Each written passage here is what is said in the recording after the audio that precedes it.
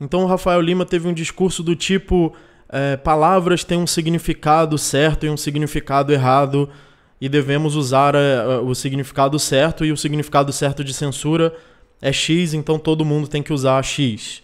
E isso não é verdade. Palavras não têm significados certos ou errados, tanto que a linguagem evolui, ela se modifica com o tempo. Se você abrir um dicionário em qualquer palavra, você vai ver 20 significados para cada palavra. Então não é verdade que cada palavra tem um significado certo e os outros estão errados. Não existe uma língua criada por Deus, escrita na pedra e entregue num monte sagrado para a humanidade. E aí eu já sei que tem gente que vai comentar o seguinte, vai comentar, então você é subjetivista e que acha que qualquer coisa pode ser qualquer coisa. Não significa isso. Os conceitos que as palavras simbolizam são objetivos. Então você tem que conseguir comunicar claramente os seus conceitos e o significado deles são objetivos. Só que qual palavra você vai usar para cada conceito, isso varia. Isso pode variar. Linguagem não é uma coisa fixa, não deveria ser, ela deve inclusive evoluir e continuar se modificando. Em outras palavras, conceitos são objetivos, mas os símbolos que você usa para eles não são objetivamente ligados aos conceitos. E por isso você tem que esclarecer o que você diz.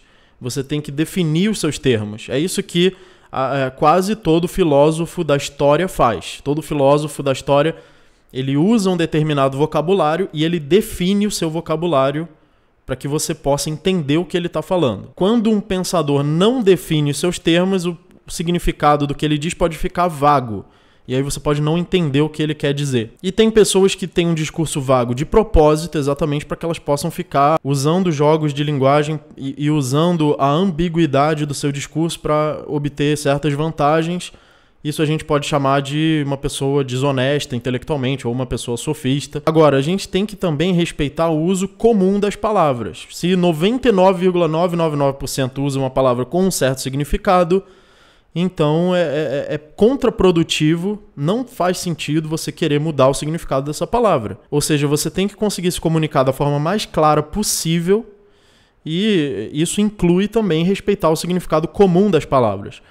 Agora, com relação à palavra censura, que é a palavra que o Rafael estava se referindo, essa palavra não é usada no seu significado comum para se referir a uma agressão à propriedade, necessariamente.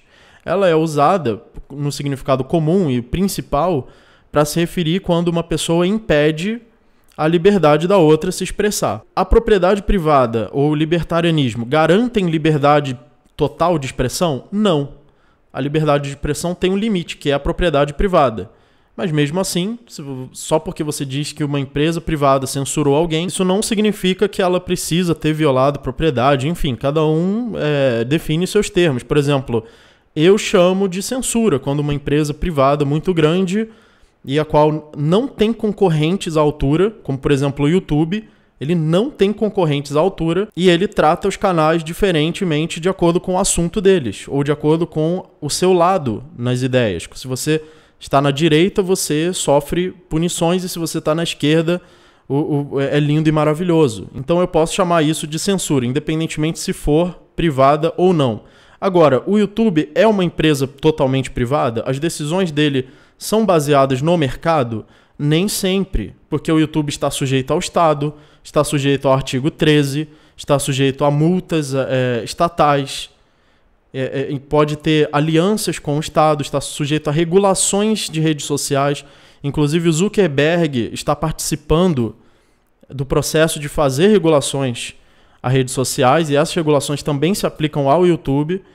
Então, as decisões tomadas pelo YouTube para restringir o alcance de canais não são 100% privadas.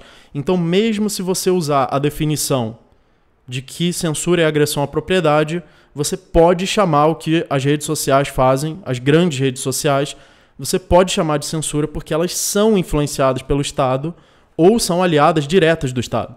Por exemplo, no caso do Facebook, ele é aliado direto do Estado. Ele já é uma corporação. Ele já faz parte do próprio Estado.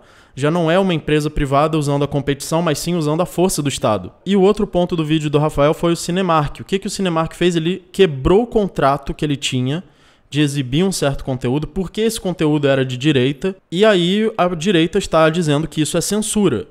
E aí o Rafael disse, não, isso não é censura, isso é quebra de contrato, porque censura é apenas o uso da força, ou melhor, o que isso quer dizer dentro do libertarianismo? Quer dizer a violação de propriedade para impedir alguém de se expressar. Isso que seria censura pela definição do Rafael. Só que foi isso que o Cinemark fez. Ele violou propriedade, porque quebra de contrato é violação de propriedade. O que é um contrato? É um comprometimento entre proprietários do uso da sua propriedade. Então, num contrato você diz, eu permito que você use minha propriedade de uma certa forma, ou eu me comprometo que vou fazer isso, mediante ao seu comprometimento de fazer isso. Ou seja, o uso das propriedades de cada um estão ali comprometidos e condicionados dentro do contrato. Se você quebra um contrato, isso é uma violação de propriedade. É claro que é. Então, nessa definição, o que o Cinemark fez é censura. Então, eu não entendi por que o Rafael Lima disse que isso não é censura, é quebra de contrato. Censura é violação de propriedade. Mas quebra de contrato é violação de propriedade, então é censura. Agora, tirando esses fatos da linguagem, ou do YouTube, ou do Cinemark, eu concordo com o que o Rafael disse, que você pode boicotar empresas que restringam a liberdade de expressão de uma forma que você ache imoral. Ou uma empresa pode restringir a expressão de uma pessoa que ela acha que está propagando ideias imorais. Pode. Só que no ambiente que nós estamos, as redes sociais já estão reguladas pelo Estado. Nós já estamos num ambiente regulado pelo Estado e isso é péssimo. Isso já acabou com a privacidade ou com a ética da expressão. Para não dizer liberdade de expressão, mas vamos dizer, isso já acabou com a ética da expressão. A expressão já não está mais funcionando dentro da propriedade privada, mas sim dentro da regulação estatal.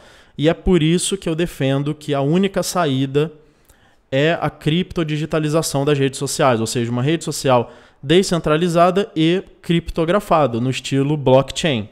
Porque é só isso que o Estado não pode regular.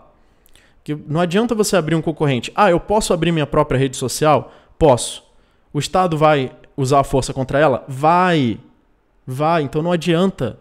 Não adianta eu abrir minha própria rede social, porque ela vai ser regulada pela força do Estado, assim como as redes sociais de hoje já são. Então a única saída é a descentralização no nível digital, no nível da tecnologia. Uma tecnologia que seja imune, que seja um sistema imunológico da comunicação contra a força central ou a força estatal. Então espero que eu tenha contribuído para essa discussão. Não se esqueça de se inscrever no canal e apoiar o canal pelos links da descrição. Muito obrigado e até o próximo vídeo.